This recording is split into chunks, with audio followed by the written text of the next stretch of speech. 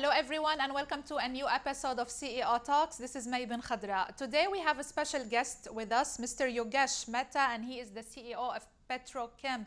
Mr. Yogesh, thank you so much for joining us on CNBC Arabia. Thank you for having me too. You have quite a big and long journey. I look at when Petrochem first was founded. It was founded in 1995. You are 35 years old at the time. So walk us and give us a brief about this journey. Well, I actually came in 1990 to Dubai, and at that time, Dubai was a very small city, almost like a fishing village, and I came here to find my fortune. It was very, very difficult that time because I had left India, and I had left India with no money and actually no life. I came to the UAE to find opportunity, and it went on very, very quickly from there. And I made a chemical trading company. I had a partner who was a very big man, and he financed me. But as I grew the business, I always wanted to do something on my own. When you're young, you're a little foolish. And when you're a little foolish, you're a little brave even. And I wanted to make millions, be very rich, and wanted to be an entrepreneur. So in 95, I got that opportunity, and we made Petrochem Middle East, which is today one of the largest chemical distributing companies, number 7 in the world and number 1 in the Middle East. So we are very proud for that accomplishment, but it was not easy. We started very, very baby steps, and it was a little difficult because there was not much money, but there was a lot of enterprise, and there were a lot of opportunities at that time in the UAE. We could get agencies. We decided that we will build a state-of-the-art terminal. We decided that we will get some good blue-chip agencies so that we could do the chemical distribution in a very professional manner. So those days were almost wonderful because there was not much going on in that time, and the social media wasn't there. The internet was just about to come in. It was a different era. Absolutely. And it was also, the mobile phones had just come in, the internet had just come in, and we thought that this was the time that we could reach out to the world. So that was our beginning. So your headquarters are now in Dubai, UAE, but you have offices all around the world. I want you to give us a brief about your presence in GCC and globally. Yes, Petrochem has offices in Singapore, China, Taiwan, London, and also the most important offices are in India and in Egypt. And the headquarters is in Dubai, in the UAE. And when you look at the markets, your export markets, where are you focused? The export market is first the GCC, which is our backyard, and Saudi Arabia is our big trading partner, as well as the UAE. So most of our business is conducted in the Middle East, in the GCC. Then we look at India and Egypt, and they are our big markets. So let's give our audience a little bit of details about your figures, your financial figures. So how much revenue are we talking about for 2022? How do the figures compare in growth terms, in percentage terms, into 2021? Well, Petrochem has had some good years in the past, especially post-COVID and during COVID. Last year was an exceptionally good year, and I believe our revenues have crossed in excess of $2 billion.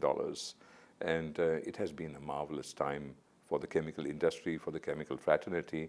We were right placed at the right time. So yes, we are enjoying those fruits of our labor. What's your expectations and your targets for 2023, especially now that we are seeing a challenging economic environment? Well, 2023 is not as good as 2022. There have been a lot of dynamic happenings and changes. We've had some political situations around the world. Inflation has all set, and recession is about to arrive because the interest rates are so high for the moment. The demand-supply situation has also changed, and in that there is now more supply than demand. So we are in a very, very recessionary and inflationary period. And I feel that the chemical industry will not do so well in the year 2023. As well as I believe businesses will be a little hard because finance is going to be more expensive to borrow. And I think that this will be a tough year. To what extent do you see that we have a demand-supply misbalance during this year? Do you expect it to resolve in the coming years, like in 2024? Well, business runs on a cycle, and then you have the feast and the famine, and night will follow day, and you will have those cycles.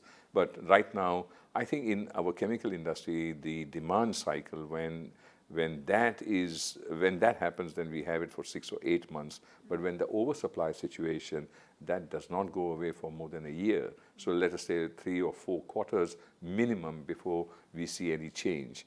And I think that it'll take at least a year before we come out for air or we see some sunlight. So you mentioned COVID, and COVID did a huge thing for businesses and different sectors around the globe. It was a game changer to their business models. How was it a game changer for the business model of Petrochem? The COVID, whilst we had the COVID here in the UAE, it was very different in many parts of the world. But the UAE made some exemplary decisions which really helped our business even. That whilst we were shut down for 3 or 4 weeks, we really were asked to do our business because our main product was isopropyl alcohol, which was used in the sanitizing components. And so we were asked by the government to remain open, and actually our business did flourish at that time. But it's hats off to the government of UAE, the way they managed it, the way they supported the business fraternity, as well as the country at that time. So we benefited at that time tremendously. So looking at the environment in 2023, you mentioned that you're kind of not that much of optimistic about the economic environment. And when we look at the chemical sector, we're talking about a misbalance between supply and demand. To what extent do you think that these factors will lead to more consolidation in the sector globally?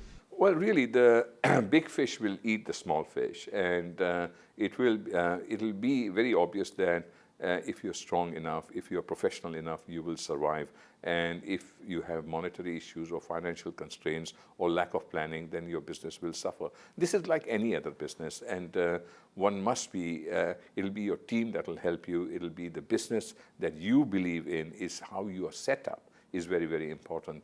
But really, it's your team, and it's in the company, and every company has, the only reason that a company can succeed is because of their team. And I think we have some wonderful people who already are sometimes very conservative, sometimes very pessimistic, but they read the market very carefully. And we have a think tank which supports how we are going to conduct ourselves in the future. Considering the challenges, the economic challenges in this year, do you have any expansion plans for Petrochem? Yes. Well, we do have expansion plans. In fact, we have a huge expansion plan, but we are not running this company year to year. We have a long-term vision. We have a 5-year plan. We have a 10-year plan. And our new 5-year plan is to grow capacity. So we are building a large tank terminal.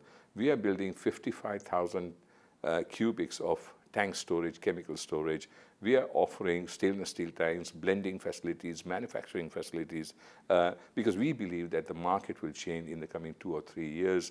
The GDP of every country will change, and there will be more demand. And we want to be ready for that demand. So Petrochem is then investing in excess of $100 million at this time for further plant capacity and storage capacity.